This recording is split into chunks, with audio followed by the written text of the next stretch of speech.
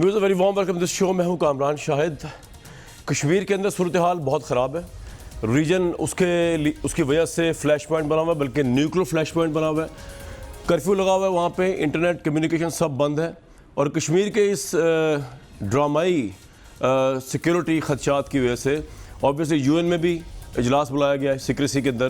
पूरी दुनिया के अंदर पाकिस्तान ये बता रहा है कि कितना ख़तरनाक है कश्मीर का मसला हल ना होना। आज उसी से जुड़ी एक और बड़ी अहम खबर, पाकिस्तान के army chief general Qamar Javed Bajwa को पाकिस्तान के प्राइम मिनिस्टर ने 3 साल की एक्सटेंशन दे दी। और नवंबर इस साल से लेकर अगले 3 साल तक पाकिस्तान के आर्मी चीफ रहेंगे। और अगर आप उसका नोटिफिकेशन पढ़ें जो उन्होंने किया तो उसमें लिखा हुआ है general Qamar Javed Bajwa is appointed chief of army staff for the term of 3 years from the date of completion of current tenure. The decision has been taken in view of the regional security environment. ये regional security environment वही है जो मैं आपको बता रहा हूँ कश्मीर की, और none other than Yasin Malik से बेहतर कोई इसको डिपिक्ट नहीं कर सकता कि कश्मीर के जो हालात यहाँ पर हुए इसको बचाने में किस तरह हिंदुस्तान जिम्मेदार है, किस तरह वहाँ की मूवमेंट जो है आज़ाद है, और किस तरह वहाँ के लोग ख़ुद आज़ादी और हुर्रियत की खातिर मरने मारने शहादतें देने को तैयार हैं।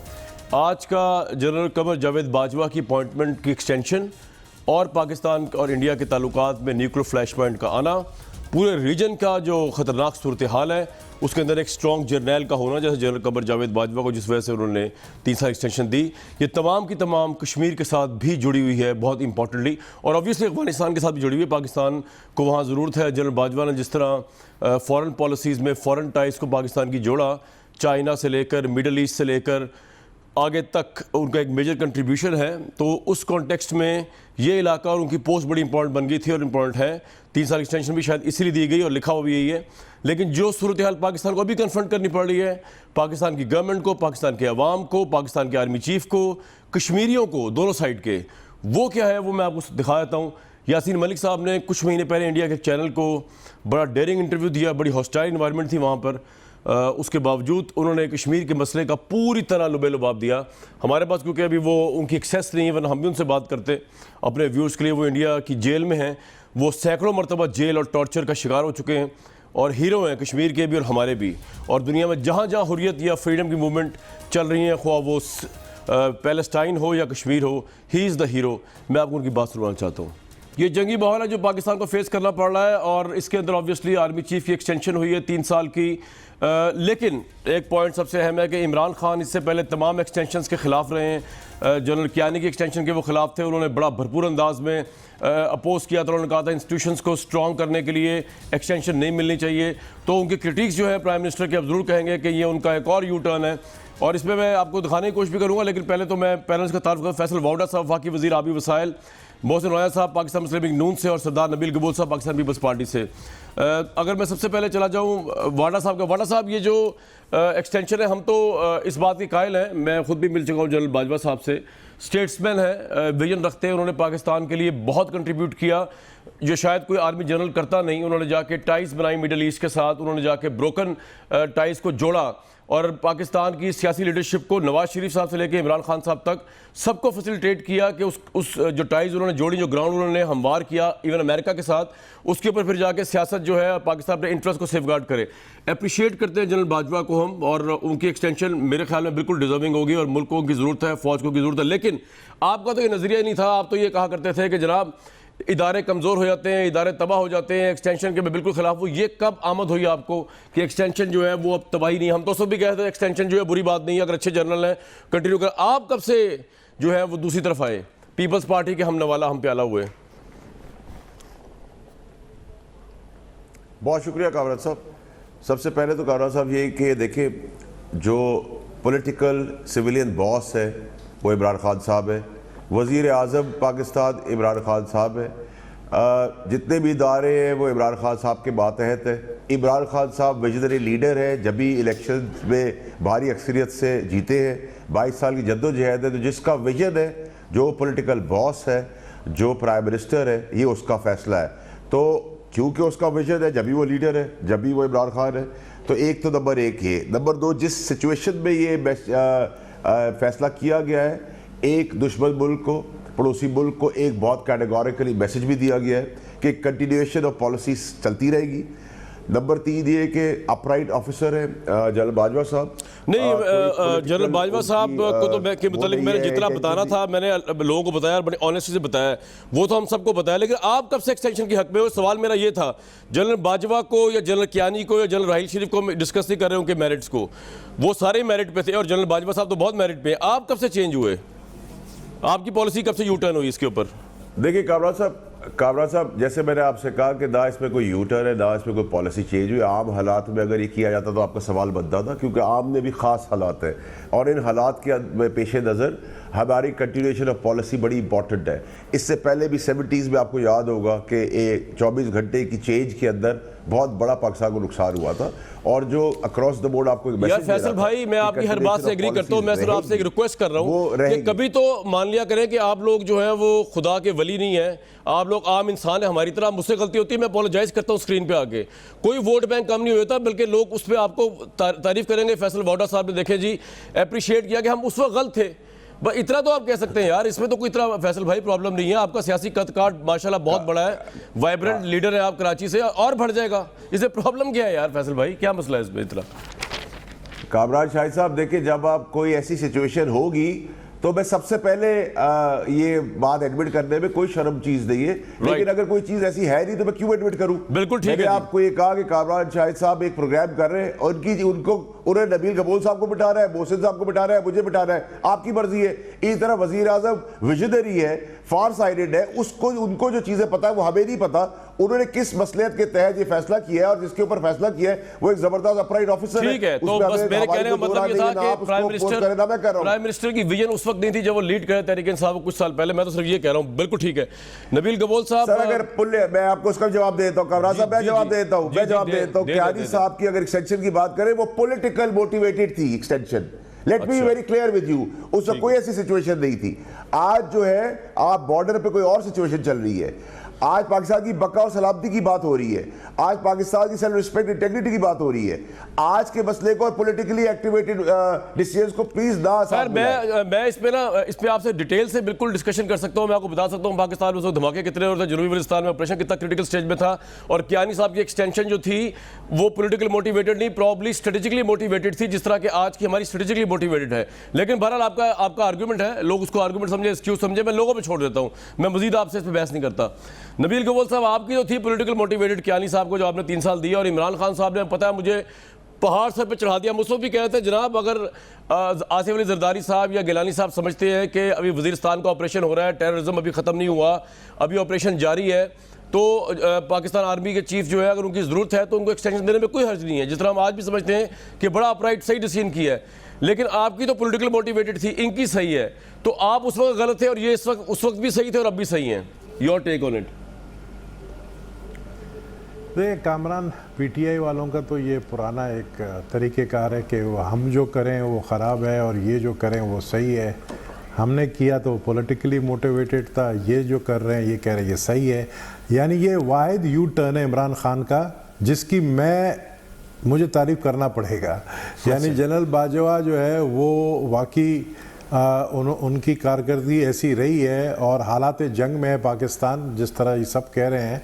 तो मैं समझता हूँ कि जनरल बाजवा के एक्सटेंशन पर किसी किस्म का इतराज़ नहीं होगा। लेकिन हाँ, हमें उस स्टेटमेंट पे ज़रूर इतराज़ होगा जब यूसुफ रज़ा गिलानी साहब ने जनरल बाजवा की जनरल कियानी की जब एक्सटेंशन की थी, तो उस वक्त उनकी अगर आप बड़ा वायरल हो रहा है वो क्लिप, वो जो चल रहा है जिसमें इमरान खान कह रहे हैं कि ये गलत है, इस तरह नहीं होना चाहिए, क्योंकि इससे इदारे जो हैं वो मुतासर होते हैं और दूसरों की हक तलफी होती है। ये उस वक्त उन्होंने अपोज किया था कि इस तरह नहीं होना चाहिए।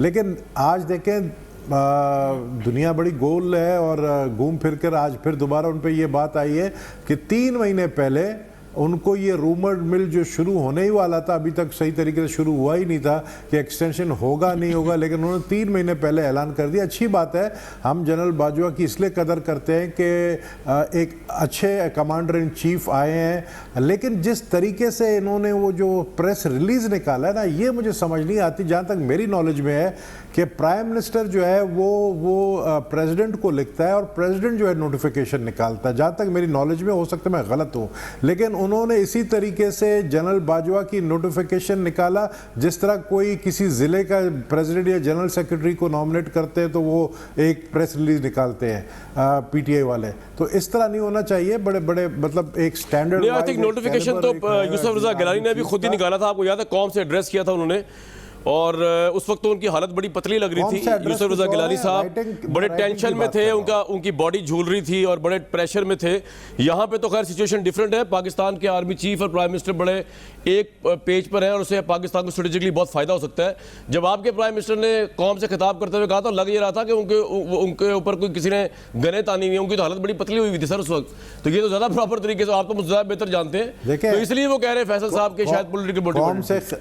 जी, तो प्राइम मिनिस्टर साहब को चाहिए, इमरान खान को चाहिए कि वो मतलब जो सही तरीक़ेकार है ना एक आर्मी चीफ की एक्सटेंशन का, उसको अगर वो सही तरीके से आर्मी चीफ तरीकाकार पे बात कर लेंगे, लेकिन आई थिंक पहले भी होता रहा, जितना कंट्रीब्यूशन है उसका जो प्रेस स्टेटमेंट है, अगर आप वो प्रेस रिलीज देखेंगे तो वो प्रेस स्टेटमेंट इमरान खान के सिग्नेचर से जो दिखाया हुआ है, मेरे ख्याल में, जो मेरे नॉलेज में, हो सकता है मैं गलत हूँ, प्राइम मिनिस्टर प्रेसिडेंट को लिखता है और फिर प्रेसिडेंट नोटिफिकेशन निकालता है। चले जी, ये भी चेक करा लेंगे, हालांकि प्रेसिडेंट भी उनका अपना है। बहरहाल नबील भाई, 8वीं तरमीम तो है नहीं कि बेनज़ीर भुट्टो साहबा को फारिग कर दे, प्रेसिडेंट ऐसी टेंशन थोड़ी होती है, एक ही है, एक पेज पे है तीनों।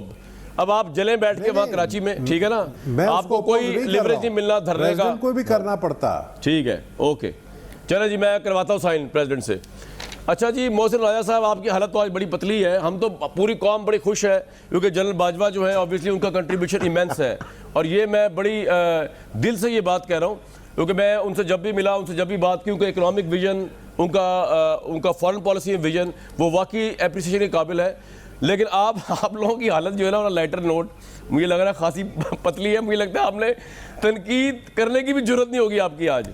अब आप सोच रहे हैं कि व्हाट शुड वी डू, तनकीद करें कि सपोर्ट करें, तब भी तारीफ चले, तायद भी गुमसुम हुए में, कोई प्रेस रिलीज आपकी तरफ से, कोई रिएक्शन नून लीग की तरफ से नहीं आया। तो आप अपने लबे मुबारक खोले, हमें आपके खूबसूरत शब्द सुनने हैं, कोई एतराज़ तो नहीं आपको? पूरी कौम खड़ी हुई है इस वक्त फौज के साथ। देखिए, मेरे ख्याल से जो हमें एतराज़ होना था वो तो आपने खुद ही बात कर दी इनसे। ओ भाई, मैंने कहा कर दी। इमरान खान साहब के माजी के जो पहले जो आपने बाकी बकाया बयानात इमरान खान साहब के थे, वो आपने खुद ही उनका जिक्र कर दिया है, तो वो बयानात भी आपने बता दिया, माजी का शीशा भी दिखा दिया। तो मैंने भी वही बात करनी थी जो आपने मेरे से पहले कर दी, तो आपने मेरे लिए काफ़ी आसानी पैदा कर दी है। और जहाँ लेकिन आप ना कीजिएगा, आपकी तो नीयत में शक है मुझे, आप ना कीजिएगा, अभी आपको चैन नहीं आया, आधी लीडरशिप आपकी जेल में है। देखिए, मैं आपको यही कह रहा हूँ ना, आपने जो बात कर दी है तो फिर आप भी जेल में चले जाएंगे, लेकिन मैं तो आपने बात की है, मैं तो आपकी बात की तायद कर रहा हूँ कि इमरान खान साहब माजी में जो बातें करते थे, उनको शायद पता नहीं था कि जब हुकूमत में बंदा बैठा होता है, हुकूमत क्या चीज़ होती है। हम तो इमरान खान को यही चीज़ें समझाते थे कि धरने मत दो, डी चौक की बात मत करो, ये चीज़ें बर्दाश्त करनी बड़ी मुश्किल हो जाएंगी, हुकूमत चलाना और मामलात हैं, सड़कों पे एहतजाज करना एक अलहदा चीज़ें हैं। ये सब चीज़ें हम उनको बताते थे कि जब प्रैक्टिकली तौर पे आप गवर्नमेंट चलाने बैठेंगे तो आपको पता चलेगा कि ये किस भाव बिकती है। तो वो इमरान खान साहब को आपने खुद ही आईना दिखा दिया, मेरे तो आईना दिखाने की ज़रूरत ही नहीं है। पीछे बात जहाँ तक है, देखें, ये नेशनल इंटरेस्ट की बात है, और इस वक्त जहाँ पे पाकिस्तान जिस सूरत हाल में से गुजर रहा है, उस सूरत हाल में बैठ के हमें जो इंटरनेशनल दुनिया है, हमें आपस की जो लड़ाइयाँ हैं और आपस में जो मामलात हैं, हमें उनको इंटरनेशनली तौर पे इस तरह पोर्ट्रे नहीं करना कि हम किसी ऐसे इशू पे डिवाइडेड नज़र आएँ जहाँ पे पाकिस्तान के डिफेंस का या पाकिस्तान की सिक्योरिटी का या पाकिस्तान के इंटरेस्ट का मामला हो। तो यहाँ तक हम यही उम्मीद कर सकते हैं कि ये जो एक्सटेंशन है, ये पाकिस्तान का जो सर्व है पर्पज़, उसको बेहतरीन पाकिस्तान के डिफेंस के पर्पज़ को सर्व करेगी, और आने वाले वक्त में इससे अगर चीज़ें कुछ बेहतर हो सकती हैं जो देखिए पाकिस्तान जी, के दिफा के लिए मैं आपको जरूरी एक चीज़ हैं, और भी बता दूं, पाकिस्तान की और ये इंटरनल बात भी बड़ी सिक्योरिटी के लिए अप्रिशिएट जरूरी करने के काबिल है कि मौजूदा आर्मी चीफ के अंडर जो ISPR का इदारा कायम है और जो चला उनकी क़यादत DG ISPR जो आसिफ हुर साहब, जिस तरह इंडिया के अंदर उसको क्रिटिसिज्म किया गया और इंडिया ने अप्रिशिएट किया कि पाकिस्तान की ISPR जो है वो काम कर गई जो हिंदुस्तान और साउथ एशिया के लोग देखते रह गए, तो इसका क्रेडिट भी हमें ISPR को तो देना चाहिए, DG ISPR को भी देना चाहिए, लेकिन ऑब्वियसली आर्मी चीफ को देना चाहिए, क्योंकि फौज जो एक डिसिप्लिन इदारा, उनकी विजन के बगैर तो सब कुछ हो नहीं सकता था। तो ये पॉइंट जो है ऑब्वियसली इसमें कोई दो राय नहीं। हमने ऑब्वियसली बात की है इमरान खान साहब की पॉलिसी के ऊपर कि शायद वो उस वक्त गलत थे, क्योंकि हम उस वक्त भी कहा करते थे कि जनरल कियानी ने भी बड़ा अच्छा काम किया, उनको एक्सटेंशन मिली, उन्होंने मुल्क के अंदर पीस लाने में राह हमार की, और जनरल बाजवा साहब ने ये पहले 3 साल बड़ा अच्छा काम किया और अगले 3 साल भी उम्मीद रखते हैं बड़ा अच्छा काम करेंगे। तो Imran Khan prove to be wrong, we didn't prove to be wrong, peoples party didn't may be prove to be wrong, लेकिन वो ही prove to be wrong. That was my whole point, जिसको वाडा साहब ने नहीं माना। जी रानी साहब जल्दी से बता दें, फिर मैंने एक चीज़ और दिखानी है आप लोगों को, आप खुश हो जाएंगे। जी बोलें। जी बिल्कुल वाडा साहब तो कभी भी नहीं मानेंगे, क्योंकि अब वाडा साहब अगर मान लें तो इनकी आगे से बेहतरी हो सकती है, क्योंकि अब सवात ऑपरेशन उस वक्त जिस तरह आपने खुद पॉइंट आउट किया था कि कियानी साहब का स्ट्रेटेजिकली उस वक्त वो जस्टिफाइड था, सवात ऑपरेशन चल रहा था जी, लेकिन इस सारे इशू के बीच में जो सबसे बड़ी चीज़ जो मैं समझता हूँ जो अभी हाईलाइट हुई है वो ये है कि जो प्राइम मिनिस्टर का नोटिफिकेशन का तरीकाकार है वो गलत है। ये इस तरह नहीं होना चाहिए। चले ये पॉइंट आ गया। मोहसिन भाई, वो नबील भाई ने भी बात कर दी इसके ऊपर, बिल्कुल ये रिपीटेशन आपका पॉइंट आ गया। लेकिन मैं आप लोगों को कुछ बताना चाह रहा हूँ, मैं आपको बताना चाह रहा हूँ कि हिंदुस्तान इस वक्त जो है वो जंगी जुनून में मुब्तला है, और मैं आप तीनों पैनलिस्ट को एक चीज़ सुनवाना चाह रहा हूं। जो मकबूजा कश्मीर की साबिक वज़ीर आला है महबूबा मुफ्ती, उन्होंने जिस तरह कन्फ्रंट किया हिंदुस्तान के एक्स जर्नल्स को, हिंदुस्तान की ऑडियंस को, हिंदुस्तान के जर्नलिस्ट को, आपको अंदाज़ा होगा कितना ज़रूरी है पाकिस्तान में स्टेबल मिलिट्री क़यादत का होना जो कि सब मौजूद है, और स्टेबल पाकिस्तानी पॉलिटिकल गवर्नमेंट का होना, और स्टेबल इकॉनमी का होना, क्योंकि बगैर इकॉनमी हम कोई जंग जीत नहीं सकते। ज़रा हिंदुस्तान के जंगी जुनून की आपको मैं एक झलक दिखाता हूँ। महबूबा मुफ्ती का क्लिप दिखाएं जी। पाकिस्तान से बात करनी पड़ेगी समय को चाह रहा है, लेकिन हिंदुस्तान का जो मिलिट्री माइंड है वो ऑब्वियसली बात करने को तैयार नहीं है। पाकिस्तान की इकॉनमी की पोजीशन ये है। नबील गबोल साहब, जरा मैं आपकी तवज्जो चाहता हूँ, जब ये 1 साल गवर्नमेंट का पूरा हुआ, इकोनॉमिकली हालात ऑब्वियसली ये है कि 18 अगस्त 2018 से अगर 18 अगस्त 2019 पे आए, डॉलर 123 से 157 रुपये पर चला गया। स्टॉक मार्केट का इंडेक्स जो है 42,646 पॉइंट से 29,746 पॉइंट पे आ गया। पेट्रोल 95 से 17 पे चला गया। सोना महंगा, बिजली महंगी, CNG महंगी, गैस महंगी, गर्दिशी कर्जे ऊपर से ऊपर 1100 अरब से 1500 अरब। तो ये हुकूमत की 1 साल की परफॉर्मेंस और हिंदुस्तान का जंगी जुनून, ये किस तरह हम बैलेंस कर पाएंगे? Your take on it Nabeel Gabol साहब। देखें, ये जो हमारे फाइनेंशियल क्राइसिस का मामला है ये तो पूरी दुनिया को पता है, और इंडिया इसी का ही फ़ायदा उठा रहा है।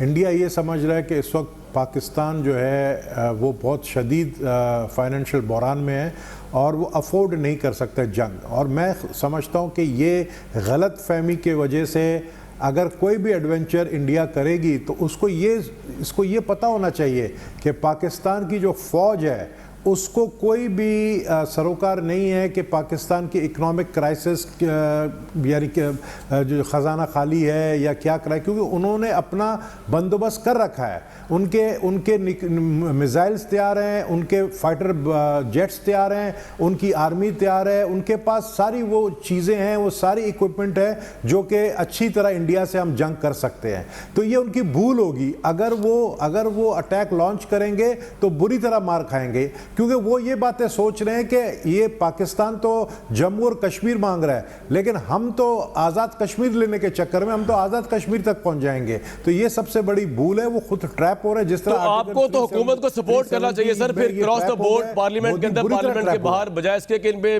तनकीद करें बिलो द बेल्ट। हमें तो स्ट्रेंथ के साथ जाना चाहिए।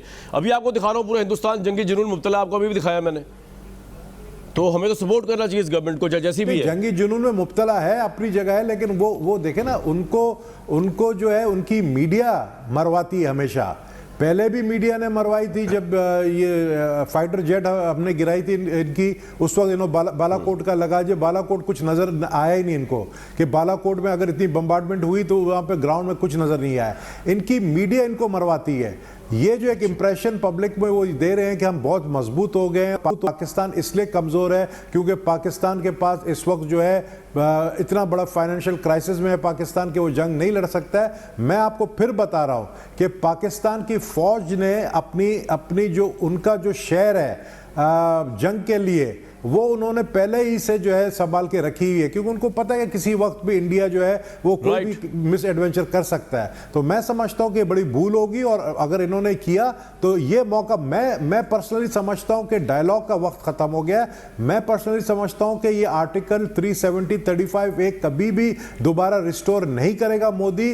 और इस वक्त जो कश्मीर के अंदर ये बुरी तरह फंस चुका है मोदी, ये जो अपराइजिंग होगी कश्मीर के अंदर, ये 1 घंटे के लिए कर्फ्यू हटा दे, आप यकीन करें कि आप देख लें कि ये पब्लिक जो बाहर निकलेगी, ये इनकी 50,000 फौज जो है ये दोबारा भागेगी वापस। खैर जिस वक्त पब्लिक ने बाहर निकलना होगा ना, जिस तरह आप बता रहे हैं कश्मीर में, तो वो फिर कर्फ्यू की परवाह नहीं करेगी। लेकिन फैसल वाडा साहब, 1 साल की परफॉर्मेंस से आप खुश हैं? जो मैंने पढ़ के सुनाई है, इसमें हर चीज जो है वो ऊपर ही गई है आवाम की रीच से। You are satisfied with that as well?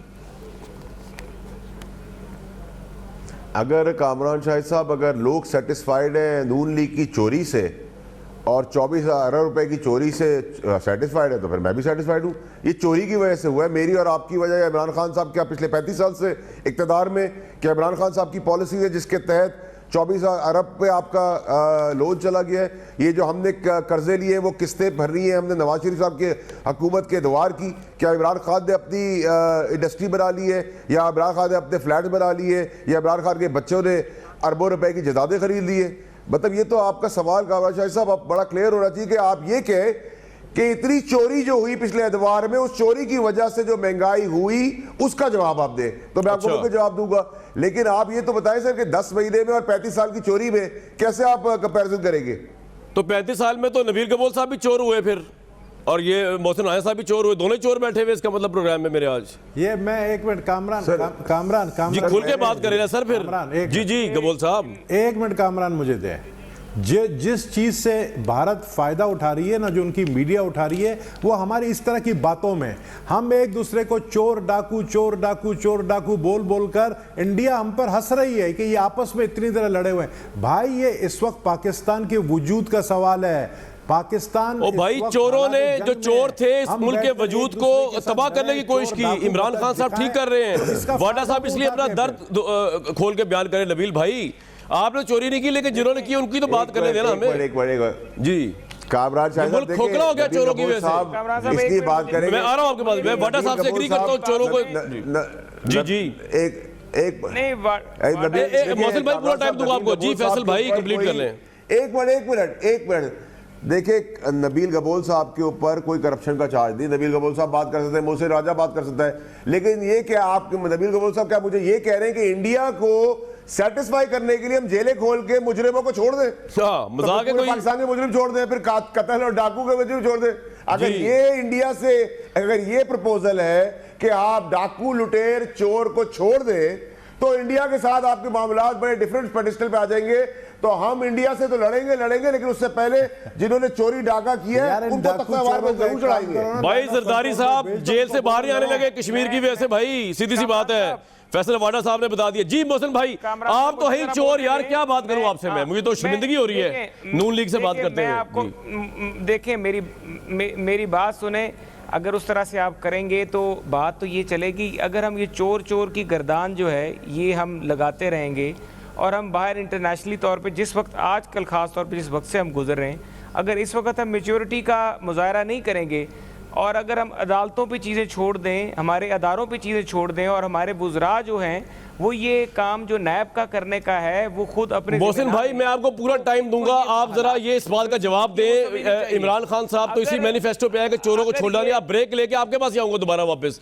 लेकिन नबील कबूल भाई, आपने मिस कर दी बस। जब इन्होंने कहा था ना फैसल वाडा साहब ने कि जी हम जेलों को खोल दें इंडिया को करने के लिए और वो दिखाने के लिए, उसको आप कहना चाहिए था भाई इंडिया और अमेरिका खुश करने के लिए हमारी गवर्नमेंट ने उसको भी तो बंद कर ही दिया, हाफिज सईद को जेल में, तो छोड़ भी सकते हैं किसी को खुश करने के लिए। बहरहाल जी एक ब्रेक।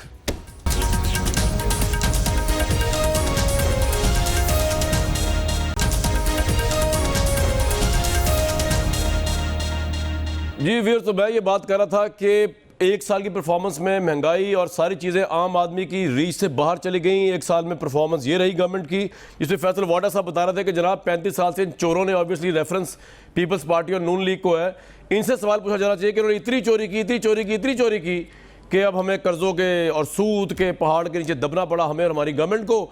और उसके बाद हुआ ये कि अब हम उसको करें, तो चोर है भाई आप लोग।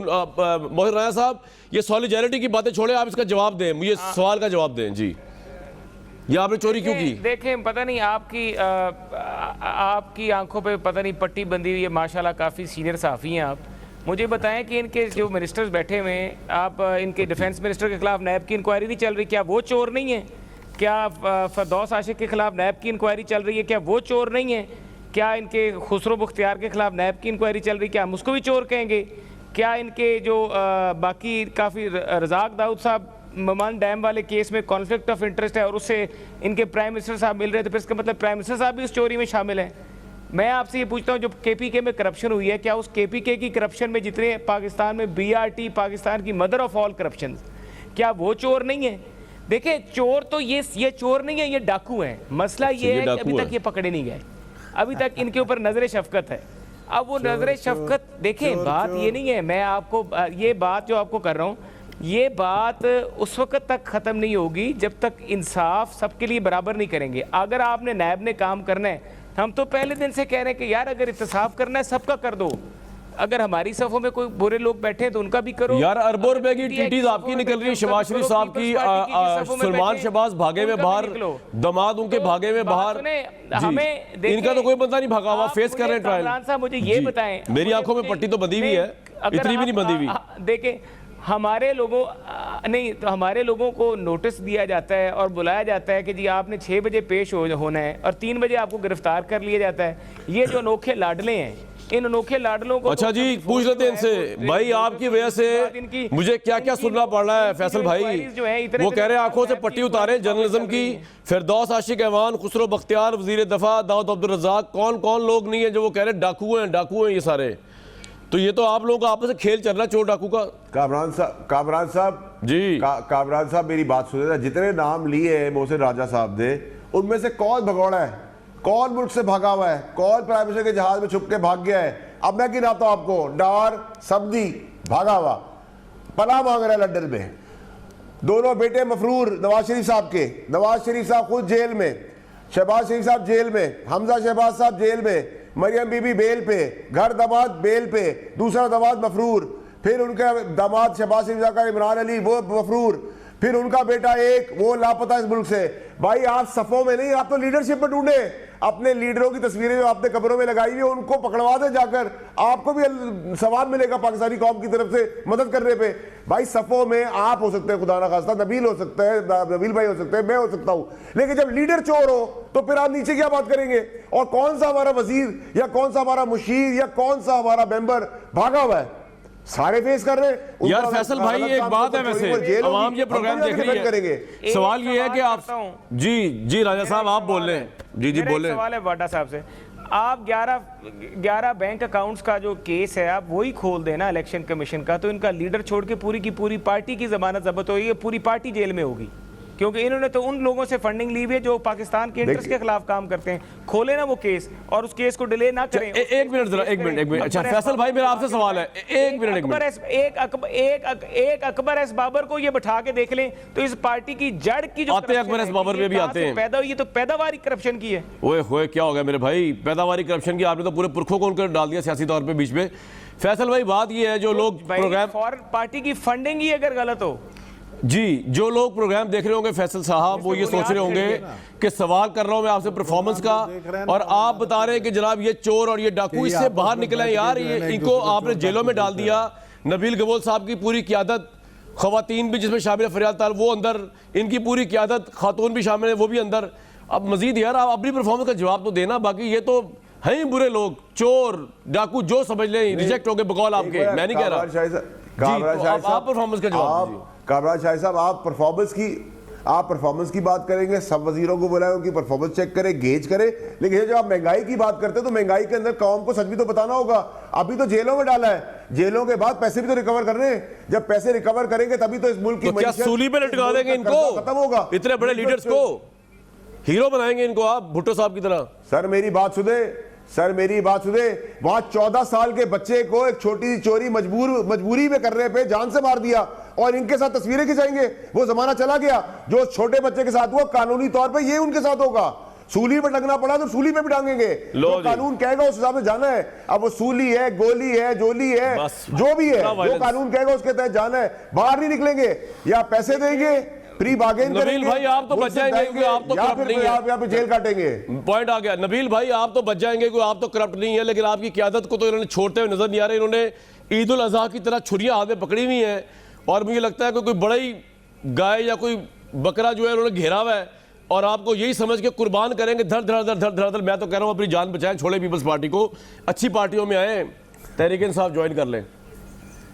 यार भाई मेरे नबील भाई को तो हम पहले ही कह चुके हैं। हो रहा है भाई, गलती हो गई यार। भूख बहुत बड़ी ख़राब चीज़ है। कामरान, शायद अगर तुम भी 3 दिन भूखे रहो, तुम्हें खाना नहीं मिले तो तुम भी डकैती करोगे, तुम भी पेट्रोल ओ भाई मर जाऊंगा। बुरी चीज़ है यार। नाजायज काम नहीं करूंगा, सारे काम जायज किए जिंदगी में, अभी भी जायज ही काम कर रहा हूँ। आइंदा नहीं करेंगे भाई चोरी। आइंदा चोरी से माफी है भाई, चोरी से आइंदा चोरी नहीं करेंगे। बस माफ कर दो, बस बोल दिया। अच्छा चलो जी, माफ कर दो जी। आप हमें इस तरह चोर बना रहे हो जैसे आपके पास एविडेंस है, जैसे आपके पास सबूत है। वो लूथा जो है दुबई का, वो वादा माफ गवाह बन गया सरदारी साहब के खिलाफ। लूथा साहब वो गवाह बन गए भाई आपके खिलाफ, सारे वादा माफ गवाह महमूद मसूद की तरह। सुने, हाँ जी, वो नासिर लूटा ने तो इमरान खान को भी कैंसर के लिए हॉस्पिटल के लिए फाइनेंस किया था। ये इसी नासिर लूटा के पास दुबई में इमरान खान साहब गए थे तो उन्होंने एक फंक्शन रखा था वहां पर। ये जो होटल है, होटल का नाम मैं भूल गया, सुलाफ होटल, उसके अंदर जो है अपना यहाँ पे उनका जो है बाकायदा ये डोनेशन इकट्ठा हुआ 1 लाख दिरहम का, इसी नासिर लूटा के पास। तो भाई नासिर लूटा वो शख्स है जिसके पास मुस्लिम लीग नून का भी जो कायद है, नवाज शरीफ की भी दोस्ती थी, आसिफ जरदारी की भी दोस्ती थी, इमरान खान की भी दोस्ती थी। अब अगर वो वादा माफ गवाह बन गए तो उसके बाद वो क्या बोलेंगे, क्या बोलते हैं आगे, क्या होने जा रहा है आगे। मैं समझता हूं कि ये एक दूसरे को चोर डाकू बोलने से अच्छा इस वक्त चले जी फैक्ट्स भी आ जाते हैं। हम पीपल्स पार्टी के अपैरेंट फैक्ट्स पे आते हैं। फैसल वाडा साहब, पीपल्स पार्टी ने आपकी परफॉर्मेंस में निकाला है व्हाइट पेपर। उन्होंने कहा आपके प्रॉमिस थे 10 मिलियन जॉब, 2 मिलियन जॉबलेस हो गए इस पाकिस्तान से। आपका वादा था 50 लाख घर, यहाँ पे हजारों के घर जो है डिमोलिश, शॉप्स डिमोलिश। 2018-19 के एग्रीकल्चर ग्रोथ का टारगेट था 6.2%। इस वक्त decline agriculture growth, communities including cotton, wheat and sugar cane, ये सब तबाह होगी भाई। इसका जवाब तो दे दें। It is directly linked with your performance. Yes Kamran Shah साहब, अगर सुप्रीम कोर्ट ऑर्डर करता है नाजायज तजावात को गिराने के लिए, इलीगल कंस्ट्रक्शन को गिराने के लिए, तो एक घर नहीं 1 लाख भी आपने सही किया, लेकिन आपने 50 लाख घर में से 5,000 घर नहीं दिए। ये सवाल है सर, वो आपने सही किया जो गिराए नाजायज। सर मेरी बात सुने सर, 35 साल में इन्होंने मुल्क को यहाँ झोंक दिया, इनसे सवाल नहीं हो रहा। हमारे तो अभी 4 साल बचे हुए, हमारे पास 4 साल तो है ना अभी। 4 साल भाई 4 साल में ये देंगे 2 मिलियन जॉब। दिए नहीं दिए आप 4 साल में 2 मिलियन जॉब देंगे। मोहसिन राजा साहब आप जलते रहे बैठ के, ये देंगे जॉब्स, वादा किया उन्होंने। फैसल मेरा भाई है, फैसल मेरा भाई है। फैसल साहब ने वो जो हामिद मीर के प्रोग्राम में नौकरियों की बारिश की थी, अभी तक हमने वो नौकरियों की वैसे बारिश नहीं देखी।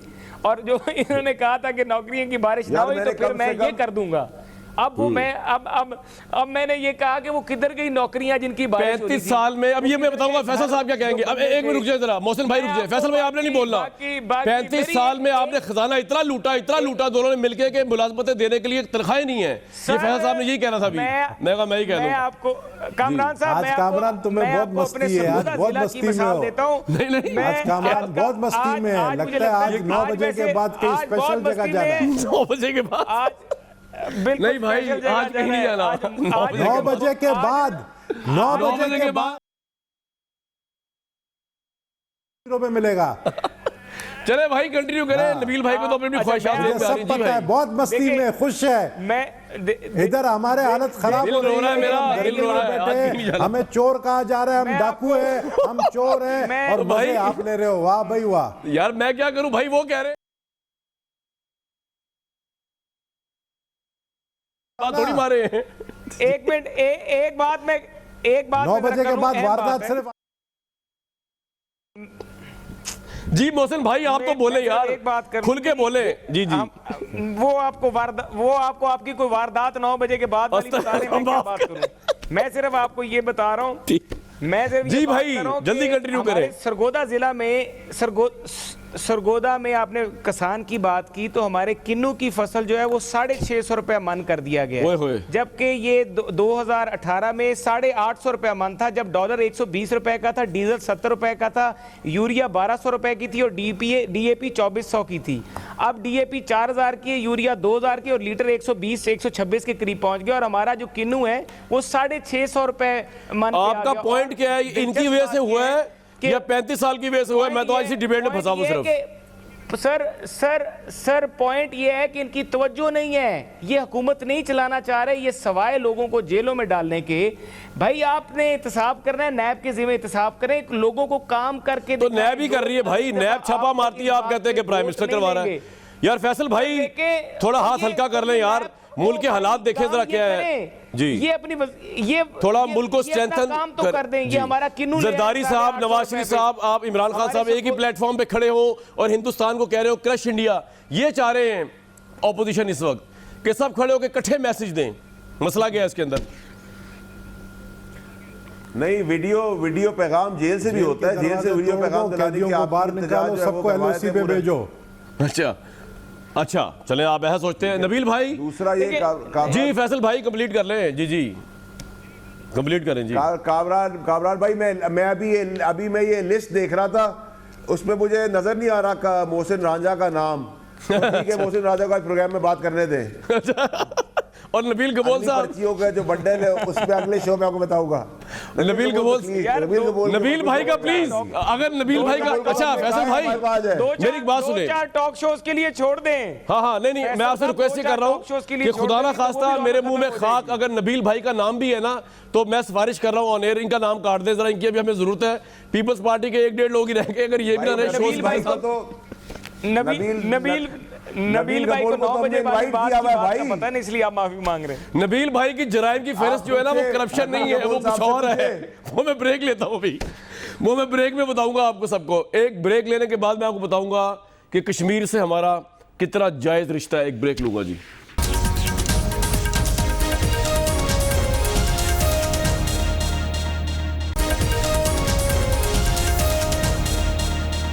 व्यूअर्स, मजाक अपार्ट, सबसे इम्पॉर्टेंट बात यह है कि पाकिस्तान जो है इस वक्त कश्मीर को लेकर ऑब्वियसली पूरी कौम बड़ी सीरियस है। और मैं महबूबा मुफ्ती साहिबा का इंटरव्यू सुन रहा था इंडियन जर्नलिस्ट के साथ, और वो उनसे पूछा था जनाब ये क्या हो गया 370 आर्टिकल चेंज क्या हो गया। तो उन्होंने बड़ी ज़बरदस्त बात की जो आपसे शेयर करना चाह रहा हूँ। उन्होंने कहा कि हिंदुस्तान का कश्मीर के साथ एक वादा था और एक इंस्ट्रूमेंट था जिसके ऊपर हमारा तय हुआ था कि हम इस तरह चलेंगे आगे, और इसने उस रिश्ते को जायज़ बनाया था। जब ये 370 हट गया, आर्टिकल 35A हट गया, तो मकबूजा कश्मीर के साथ हिंदुस्तान का जो रिश्ता है वो नाजायज़, हमारे नज़दीक तो खैर वैसे ही वो नाजायज़ है क्योंकि वो इन डिस्प्यूटेड अभी भी, लेकिन वहाँ की जो सीएम जो कि उनके साथ थी बीजेपी के, वो भी ये कह रही थी कि रिश्ता ये नाजायज़ हो गया। तो जायज़ रिश्ता जो है वही कायम रखना चाहिए। ये नबील कबोल साहब के लिए और मेरा और पूरी कौम का कश्मीर के साथ एक जायज़ रिश्ता है। अपना बहुत ख्याल रखिएगा और मुझे दीजिए कल तक इजाज़त।